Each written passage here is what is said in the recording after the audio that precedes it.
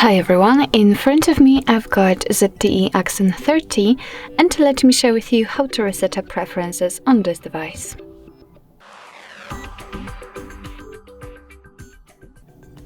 So first of all, let's enter the settings, and here we have to find the apps section.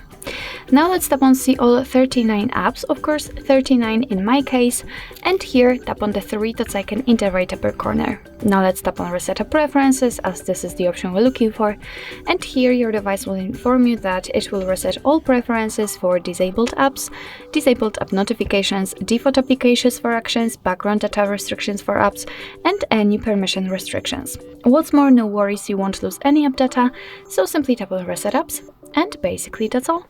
This is how to reset up preferences in your ZTE Axon 30.